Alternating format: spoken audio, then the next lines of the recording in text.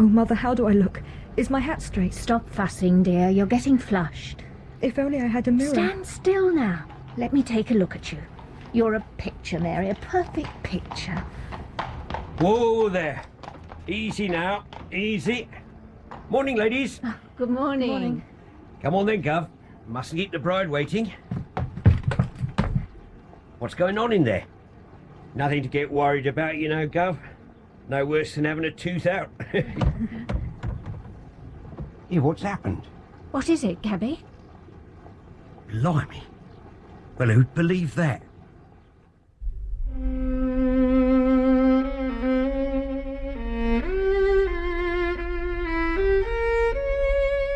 A Case of Identity by Sir Arthur Conan Doyle.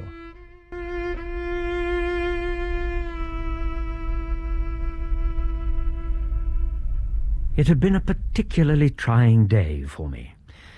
Up half the night with a most distressing case of splenic fever, followed by an endless stream of petty complaints that stretched my morning rounds well into late afternoon. It was with some relief, therefore, that I found Holmes in when I called at his Baker Street lodgings, and an even greater relief to sit in front of a cheerful fire and discuss the world in general and crime in particular. That, of course, is when the argument started.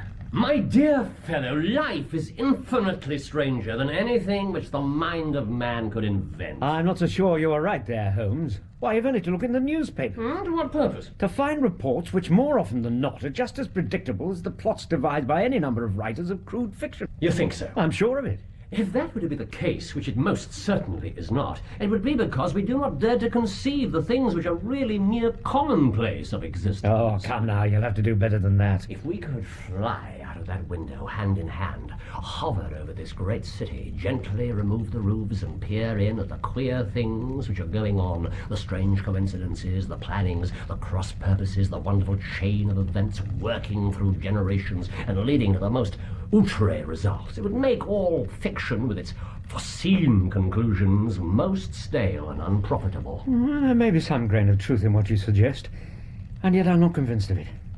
You see, in your position of unofficial advisor, as a helper, throughout 3 continents, I might add, to everybody who was absolutely puzzled, you were brought into contact with all that is strange and bizarre, whereas but here, let us put this to a practical test.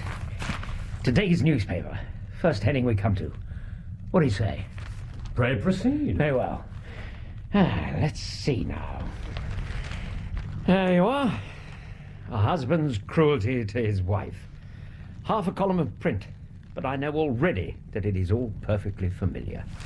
The other woman, the drink, the push, the blow, the bruise, the sympathetic sister.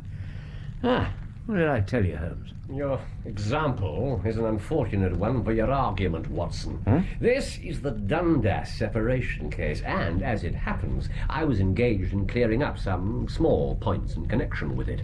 The husband was a teetotaler.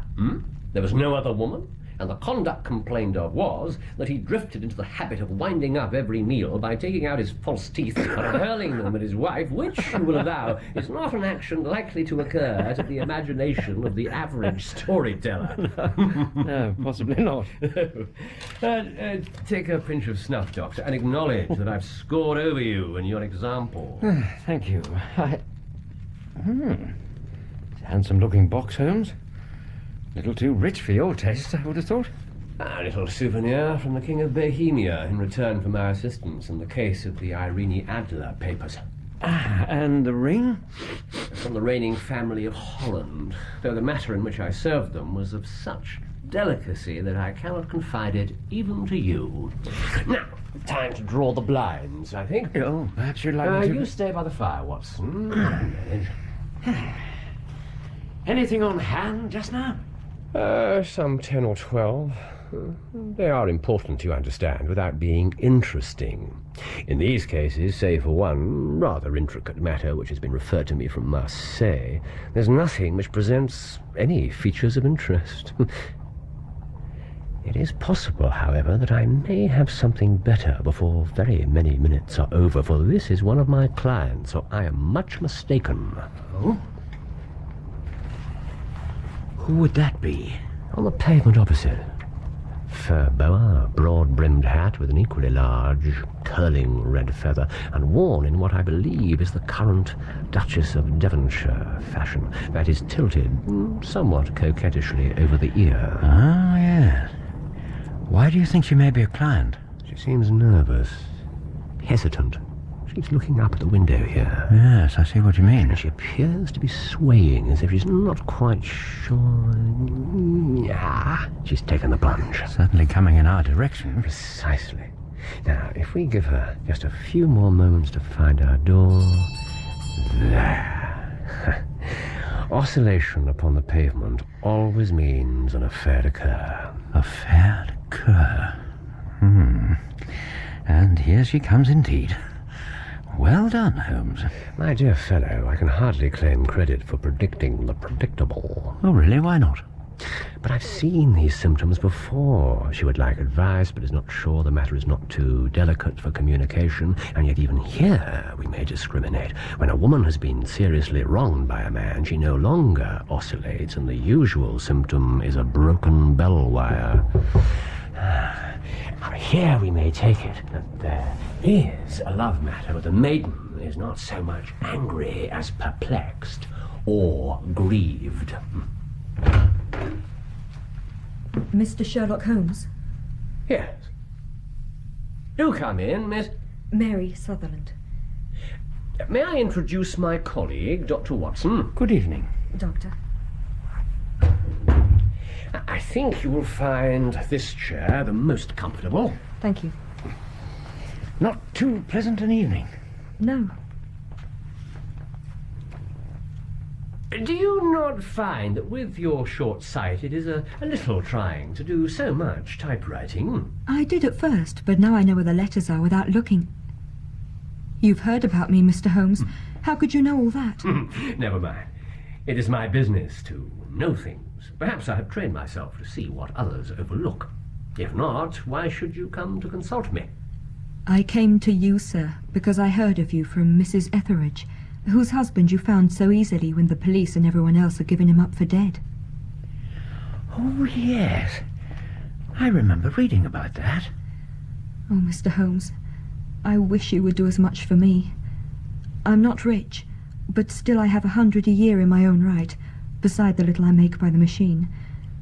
And I would give it all to know what has become of Mr. Hosmer Angel.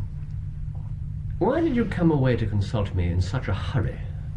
Yes, I did bang out of the house, for it made me angry to see the easy way in which Mr. Windibank, that is my father, took it all. He would not go to the police, and he would not go to you. And so at last, as he would do nothing, it made me so mad I just came right away. Your father, your stepfather, surely, since the name is different. Yes, my stepfather. I call him father, though that sounds funny too, for he is only 5 years and 2 months older than myself. And your mother is alive? Oh, yes. But I wasn't best pleased when she married again so soon after father's death, and a man who was nearly 15 years younger than herself. Tell me about your father. He was a plumber in the Tottenham Court Road, and he left a tidy business behind him, which mother carried on with the foreman, Mr. Hardy. But when Mr. Windibank came, he made her sell up, for he was very superior, being a traveller in wines. They got 4,700 for the goodwill and interest, which wasn't near as much as father could have got if he had been alive. Your own little income, does it come out of the business? Oh, no, it is quite separate, and was left me by my Uncle Ned in Auckland. £2,500 in New Zealand stock at 4.5%. But I can only touch the interest.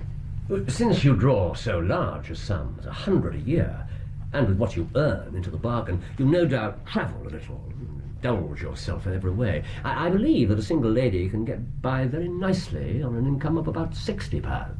I could do with much less than that, Mr. Holmes. But you understand that as long as I live at home, I don't wish to be a burden to them. They draw the interest every quarter, and I manage very well on my typewriting. It brings me twopence a sheet, and I can often do from 15 to 20 sheets in a day. That's most commendable. You have made your position very clear to me. Kindly tell us now about your connection with Mr. Hosmer Angel. When Father was alive, we used to get tickets for the Gasfitters' ball, and then afterwards they remembered us and sent them to Mother. But Mr. Winterbank did not wish us to go. He never did wish us to go anywhere, and he would get quite mad if I wanted so much as to join a Sunday school treat.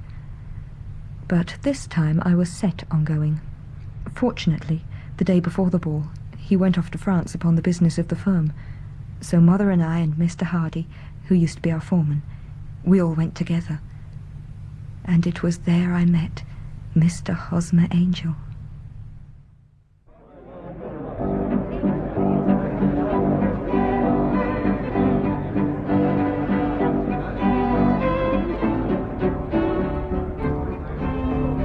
Good evening, Miss Sutherland. Oh, good evening. May I sit at your table? Well, that is my mother. Forgive me. I waited until she took the floor for the Viennese waltz. But you must be wondering who I am. My name is Angel. Hosmer Angel. I knew your late father. In the line of business, that is. Really? Please, Mr. Angel, do sit down. Thank you.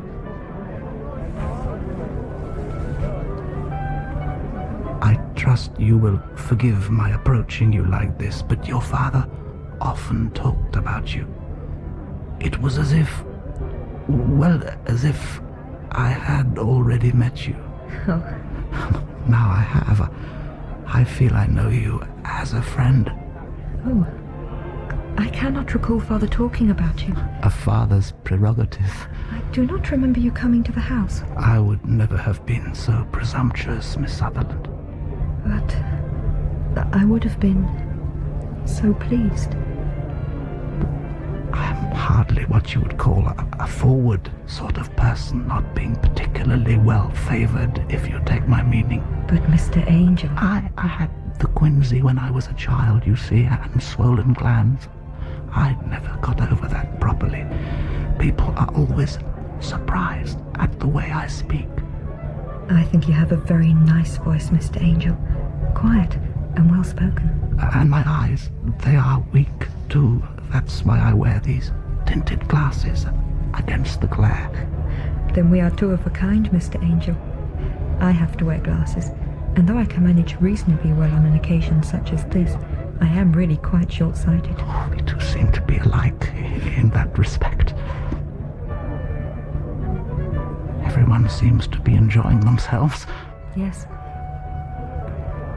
I was wondering... I do beg your pardon. It was nothing. What were you going to say? Well, I was wondering... That is... I was wondering if you would permit me...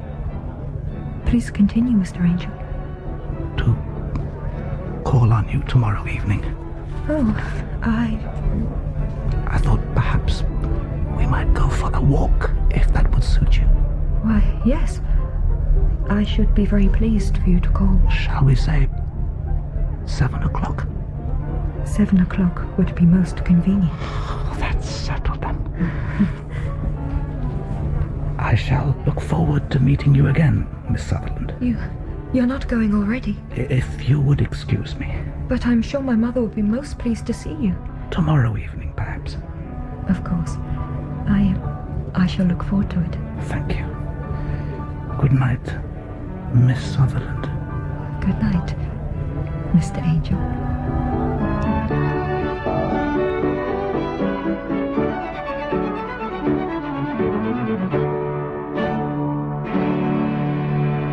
Did your mother recall this Mr. Angel?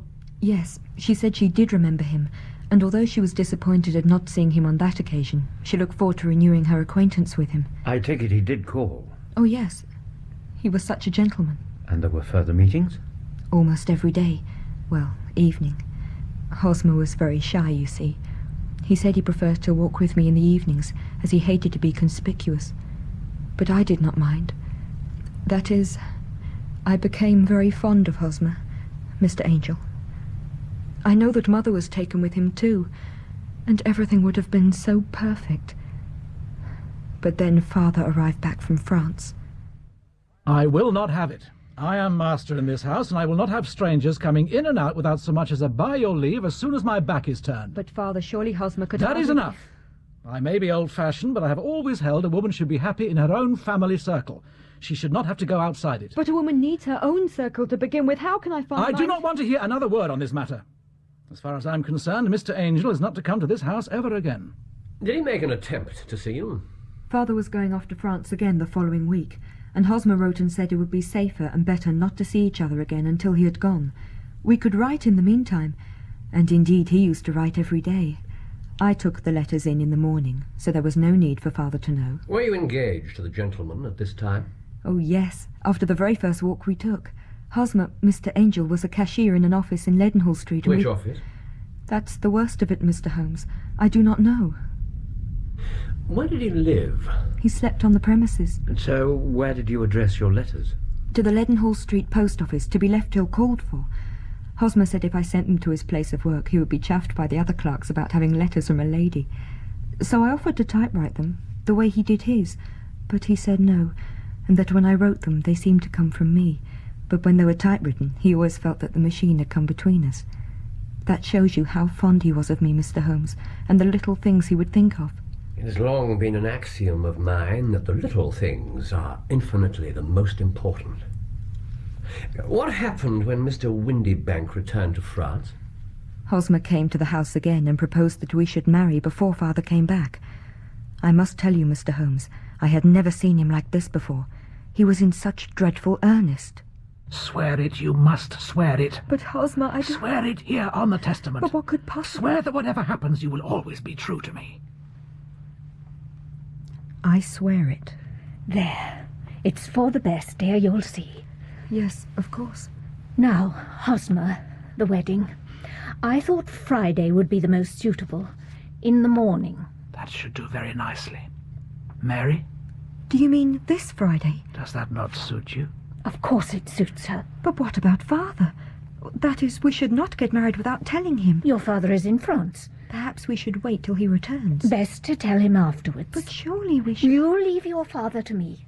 I'll make it all right. But, Mother, he would not even let Hosmer into the house. He's hardly likely to approve of... I said leave your father to me.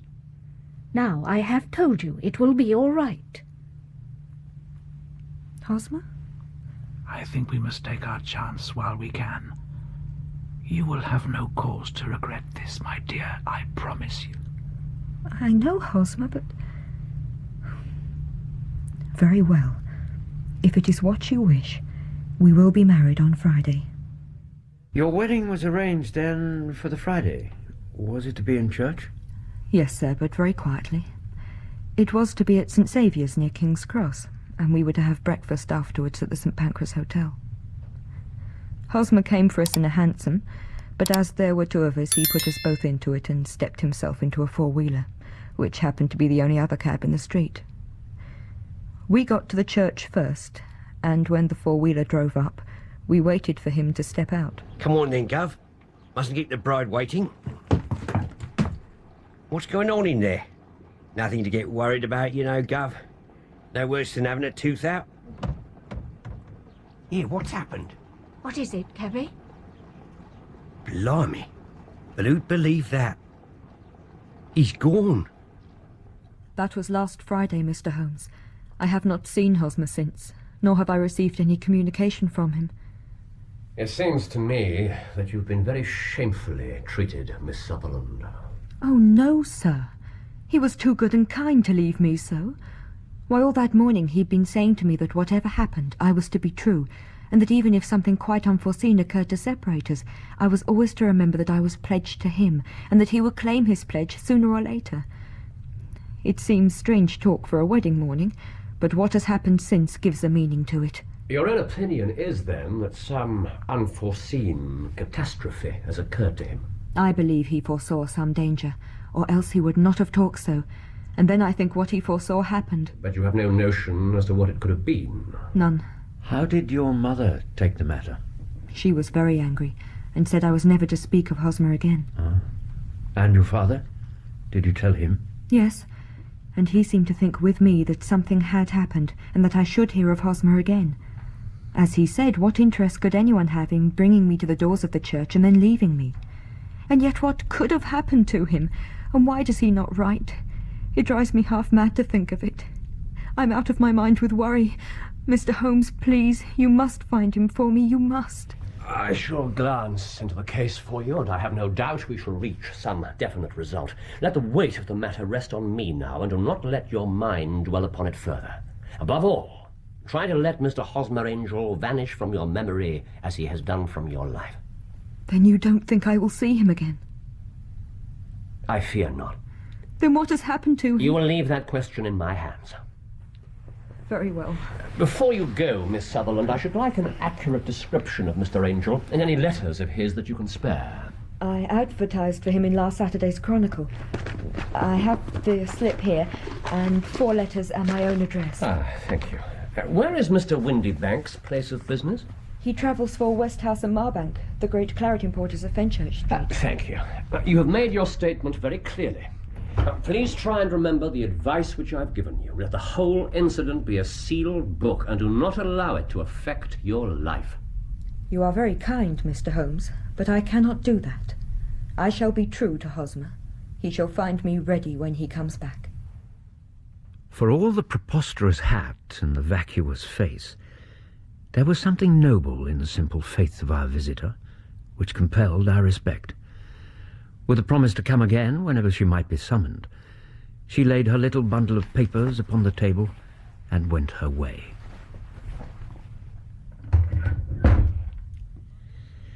My old friend was silent for a few moments. Then he took down from the rack the old and oily clay pipe, which was to him a counsellor. And then leant back in his chair, with the thick blue cloud wreaths spinning up from him, and a look of infinite languor in his face. Quite an interesting study, that maiden. I found her more interesting than her little problem, which, by the way, is rather a trite one. You'll find parallel cases if you consult my index. Andover in 77 springs to mind, and something of the sort at The Hague last year. Old as the idea is, however, there were 1 or 2 details which were quite new to me, but the maiden herself was most instructive. You appear to read a good deal upon her, which was quite invisible to me. Not invisible, but unnoticed, Watson. I can never bring you to realize the importance of sleeves, the suggestiveness of thumbnails, or the great issues that may hang from a bootlace. I think you may find you sell me short there, Holmes. Then what did you gather from the woman's appearance? Describe it. Well, apart from the hat and the boa, her jacket was black, with black beads sewn upon it, and a fringe of little black jet ornaments.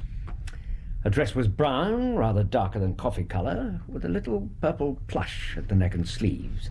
Her gloves were greyish and were worn through at the right forefinger. Her boots I didn't observe. She had small, round, hanging gold earrings, and a general air of being fairly well-to-do in a vulgar, comfortable, easy-going way. Upon my word, Watson, you're coming along wonderfully. Thank you, Holmes. You've really done very well indeed. True, you've missed everything of importance, but you've hit upon the method, and you've a quick eye for colour. Never trust to general impressions, but concentrate yourself upon details. Now, my first glance is always at a woman's sleeve. In a man, it's perhaps better first to take the knee of the trouser. I did observe the worn glove. Indeed, but you fail to see that both glove and finger were stained with violet ink, an obvious indication that she'd written a note before leaving home, but after being fully dressed. And it must have been this morning, or the mark would not remain clear upon the finger. And what else? The plush on her sleeves, a most useful material for showing traces. The double line above the wrist where the typewriter presses against the table was beautifully defined. The sewing machine of the hand type leaves a similar mark, but only on the left arm and on the side farthest from the thumb. And when I glanced at her face and saw the dint of the pince-nez at either side of her nose, I ventured a remark upon short sight and typewriting which seemed to surprise her. It surprised me. Oh, but surely it was obvious, I was then interested, on glancing down, to observe that though the boots which she was wearing were not unlike each other, they were really odd. One having a slightly decorated toe cap, the other a plain one. One was buttoned only in the 2 lower buttons out of 5, and the other at the 1st, 3rd, and 5th. Now, when you see a young lady otherwise neatly dressed has come away from home with odd boots, half buttoned, it is no great deduction to see that she came away in a hurry. No, I suppose not. All this is quite amusing, of course, though rather elementary. Now, we must get back to business, Watson. Would you mind reading me the advertised description of Mr. Hosmer Angel? Certainly. Let me see now. Missing on the morning of the 14th, a gentleman named Hosmer Angel, about 5 feet 7 inches in height, strongly built, sallow complexion, black hair, a little bald in the centre, bushy black side whiskers and moustache, tinted glasses, and slight infirmity of speech. Was dressed when last seen in black frock coat faced with silk, with brown gaiters over elastic-sided boots, known to have been employed in an office in Leadenhall Street. Anybody yes, bringing... that'll do. As to the letters, well, they're very commonplace. Absolutely no clue in them to Mr. Angel, save that he quotes Balzac once. There is one remarkable point, however, which will no doubt strike you. They are typewritten. Not only that, the signature is also typewritten. Now look at the neat little Hosmer Angel at the bottom. There is a date, you see, but no superscription except Leadenhall Street, which is rather vague. The point about the signature, however, is very suggestive. In fact, we may call it conclusive. Of what? My dear fellow, is it possible you do not see how strongly it bears upon the case? I cannot say that I do, Unless he wished to be able to deny his signature if an action for breach of promise were instituted. No, that was not the point.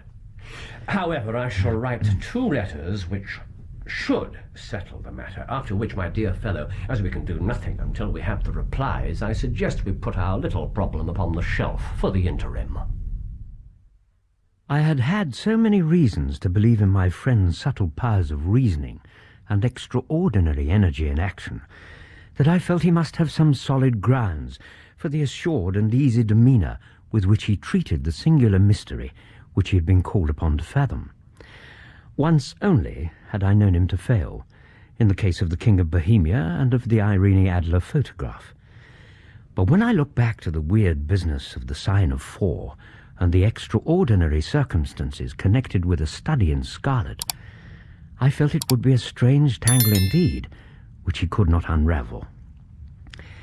I left him then still puffing at his black clay pipe, with the conviction that, when I came again on the next evening, I would find that he held in his hands all the clues which would lead up to the identity of the disappearing bridegroom of Miss Mary Sutherland.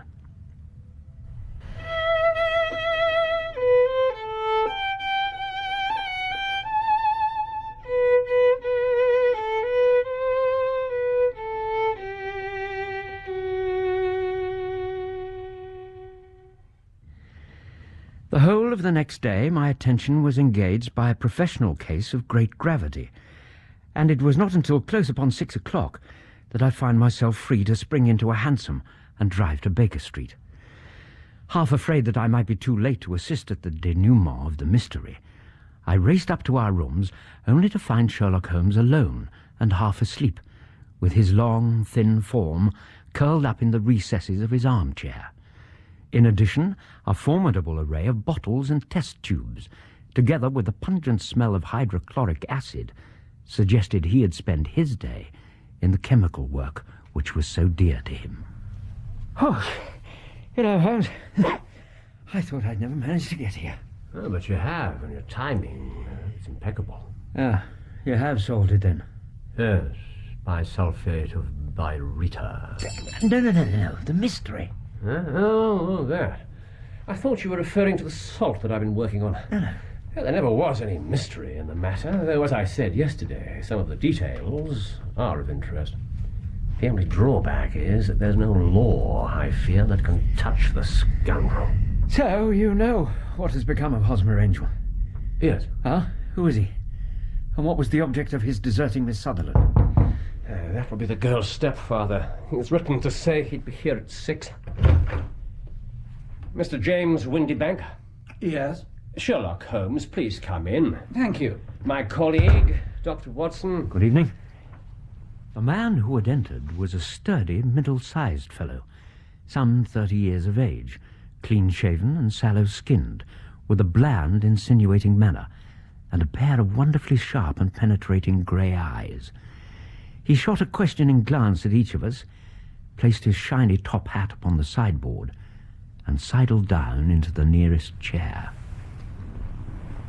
I'm afraid that I'm a little late, but I'm not quite my own master, you know. I understand, just as I'm sure you appreciate the need to clear up this somewhat distressful affair. I should be only too pleased to help in any way I can, but first I feel I should say that I'm sorry Miss Sutherland has troubled you about this little matter. I think it far better not to wash linen of this sort in public. Oh? And where should it be washed, Mr. Windybank? It was quite against my wishes that she came, you know. But she's a very excitable, impulsive girl, as you may have noticed. And she's not easily controlled when she's made her mind on a point.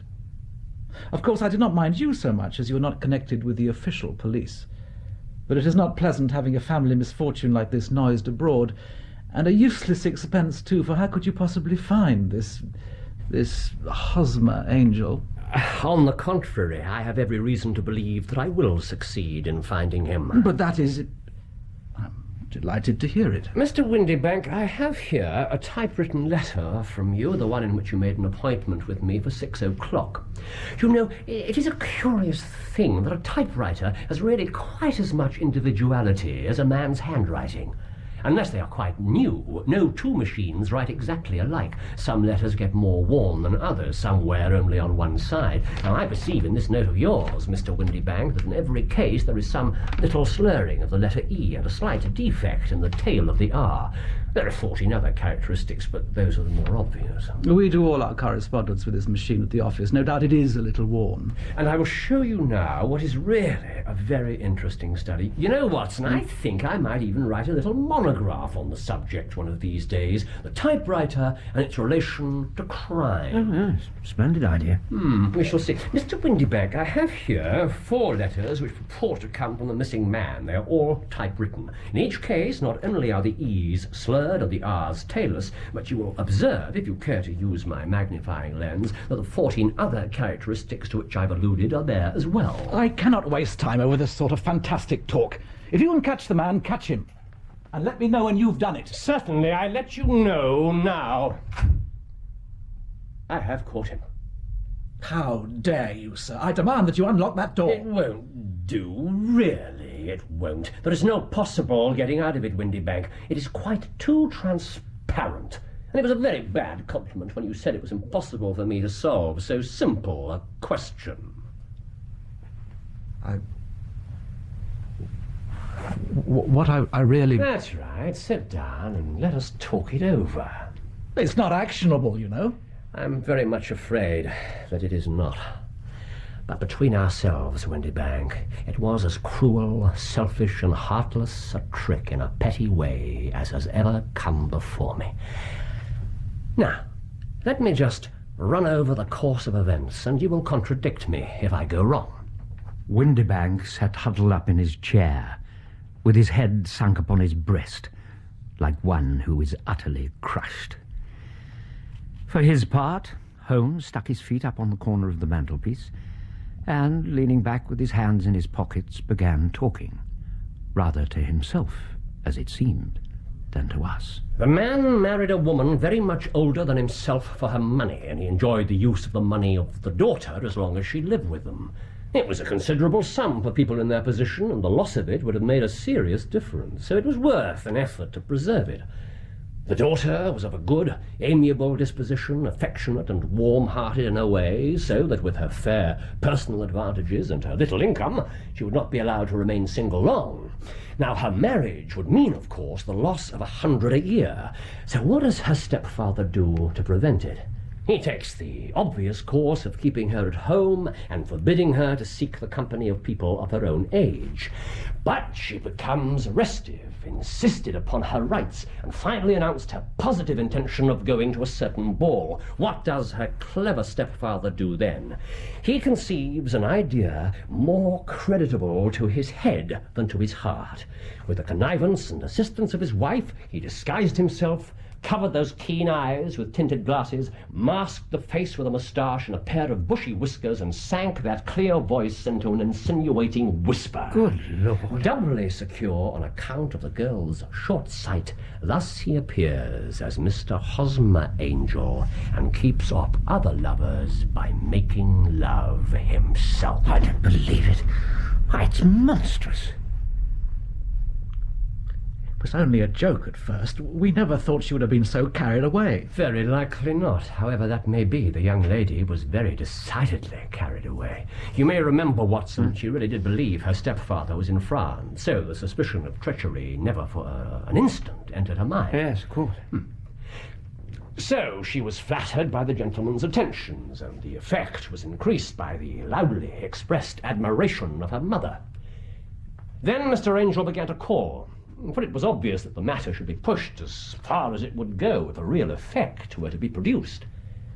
There were meetings and an engagement which would finally secure the girl's affections from turning towards anyone else. But the deception could not be kept up forever. Those pretended journeys to France were rather cumbrous. The thing to do was clearly to bring the business to an end in such a dramatic manner that it would leave a permanent impression on the young lady's mind and prevent her from looking upon any other suitor for some time to come. Which was why he made us swear that vow of fidelity on the testament.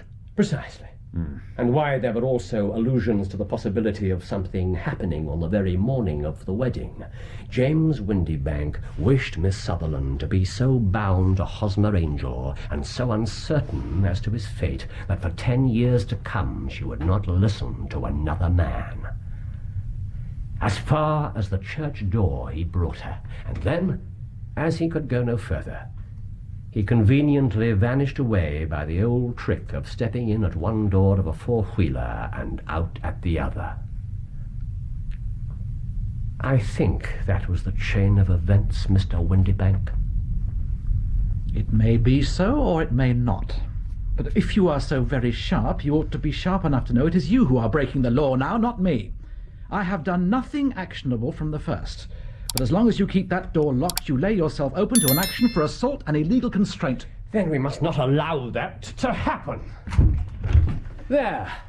As you say, the law cannot touch you. Yet there was never a man who deserved punishment more. Move away from that If door! that young lady has a brother or a friend, he ought to lay her whip across your shoulders. You lay one finger on me, I'll have the law on you. By Jove, it's not part of my duties to my client, but here's a hunting crop handy, and I think I shall just treat myself to bring you down on your back. Up here, scoundrel! Tell her! Run, Windybank, run! You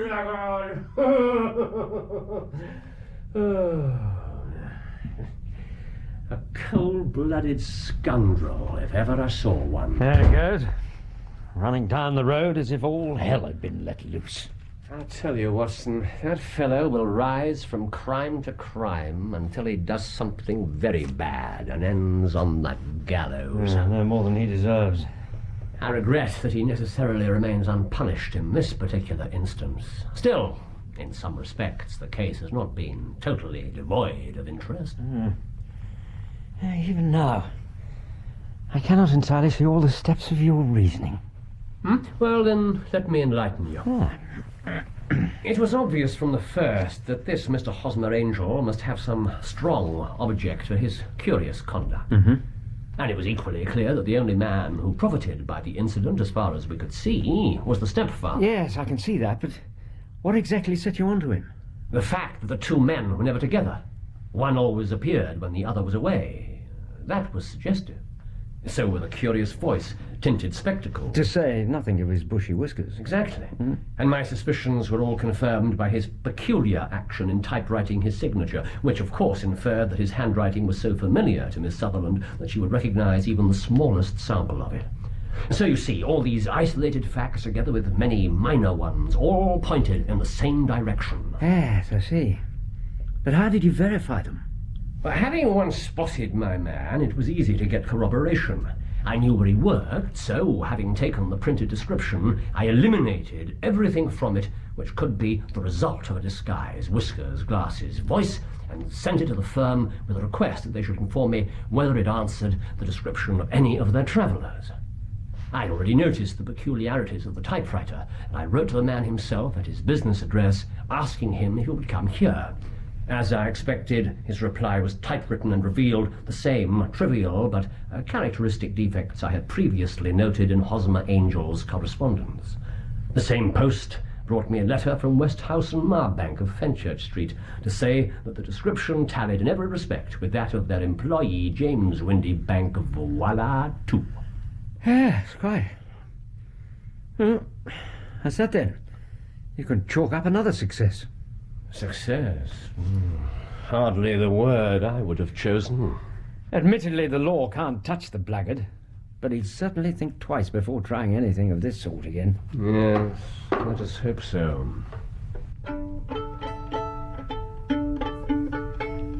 I'm not sure that I want to be present when you tell Miss Sutherland the truth, though. Her own stepfather. As for that mother of hers, well...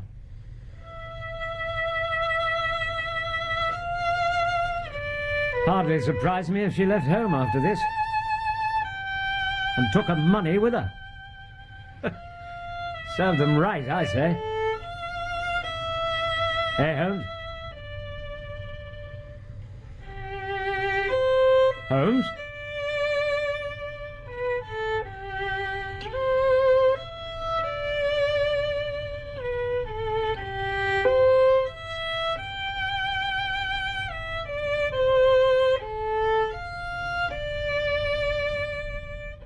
I never did establish whether Sherlock Holmes ever acquainted his client with the truth of her situation.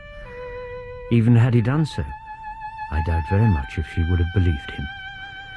Indeed, it would not surprise me to learn that even now, so many years after those bizarre events took place, she is still waiting for the return of Hosmer Angel.